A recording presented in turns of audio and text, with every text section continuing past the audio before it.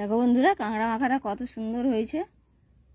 আর এটা আমি স্বাদ মতো লবণ আর পরিমাণ মতন সর্ষের তেল দিয়ে ভালো করে মেখে নেব। নমস্কার বন্ধুরা, মিনা ব্লগে তোমাদের সবাইকে শুভেচ্ছা। আজ আমি তোমাদের দেখাবো, দেখো এইটা তেলে কাঁকড়া বলি আমরা, তোমরা কে কী বলো কমেন্ট করো। আর কাঁকড়াটা আমি কাঁকড়া মাখা বানাবো, তোমাদের দেখাবো। আমি তেলে কাঁকড়া নিয়েছি, আর তোমরা চাইলে সমুদ্র কাঁকড়াও নিতে পারো। কাঁকড়াটা আমি ভালো করে কেটে ধুয়ে নেব। কেটে ধুয়ে নিয়েছি ভালো করে, গরম করে দিয়ে সেদ্ধ করে নেব। 2 মিনিটে সেদ্ধ হয়ে যাবে। ভালো করে সেদ্ধ করে ছাড়িয়ে নেব, তোমাদের দেখাবো।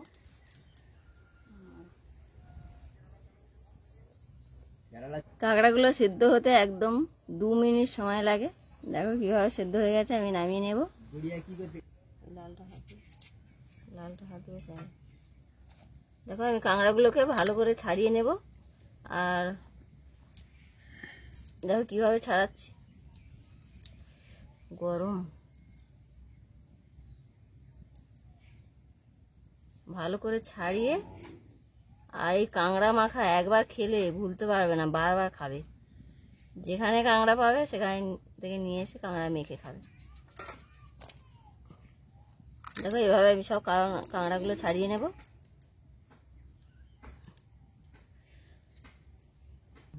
কাঁকড়া দেখো ভালো করে ছাড়িয়ে নিয়েছি। আর কাঁকড়াগুলো আমি বেটে নেব। আর কাঁকড়া বাটার জন্য আমি কি নিয়েছি, কাঁকড়ার সাথে বাটবো 2টো কাঁচা লঙ্কা নিয়েছি, আর একটু সর্ষে নিয়েছি। সর্ষে ভালো করে ধুয়ে আমি রেডি করে নিয়েছি। এবার একসাথে আমি এগুলো বেটে নেব। একবার এইভাবে কাঁকড়া মেখে খাও বন্ধুরা, একদম মুখে লেগে থাকবে, দারুণ টেস্ট। আর বারবার বানিয়ে বানিয়ে খাবে, আর এই দিদির কথা মনে রাখবে।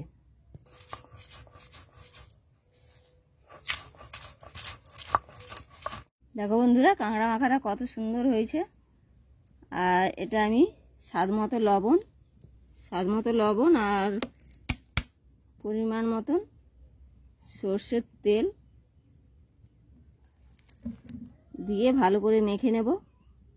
কাঁকড়া মাখা দেখো একদম রেডি।